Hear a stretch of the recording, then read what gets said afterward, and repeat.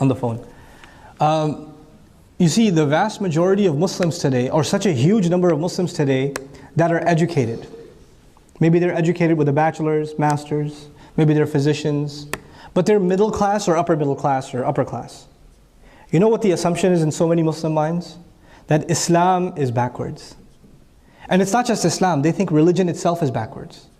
We're living in modern times, and as a result of modernity, we have to keep up with the times, and Islam is one of those things that is holding us back.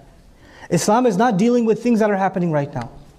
When we create practical Islamic education that deals with realities of our time, then we are able to display in the most intellectual fashion that Islam in fact doesn't just deal with the situations of our time, the needs of our time, the criteria, the areas of inquiry of our time, but actually has solutions in these areas that haven't yet even been discovered.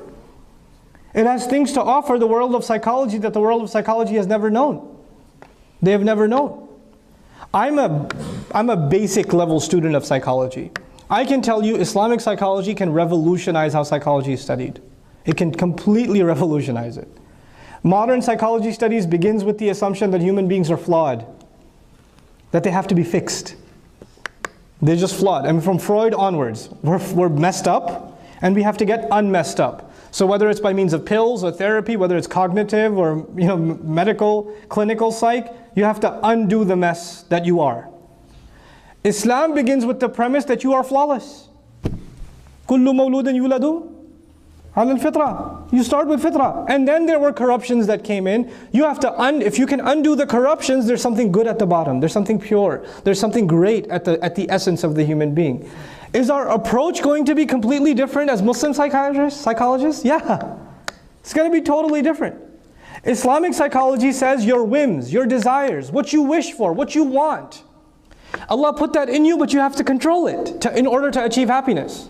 If you let your desires control you, you will be miserable in this dunya and in the akhirah. Modern psychology says do what feels good. Do what feels good.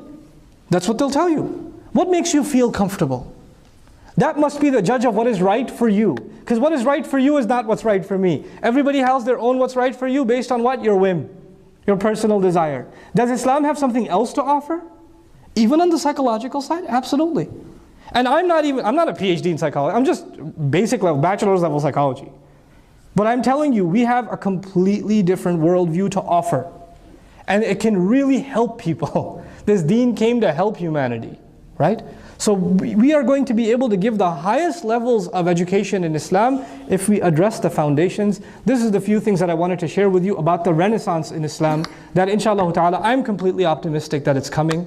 If we have the vision for it and we have the drive for it, bi'idhnillah ta'ala, we will achieve it.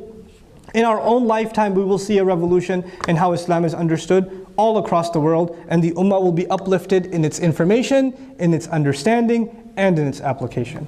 Barakallahu li wa lakum. I'll open it up at this point, inshallah ta'ala, for questions and answers, but before that, Suhail and some of the associates at Sofa are going to make some announcements for you guys. Jazakumullah.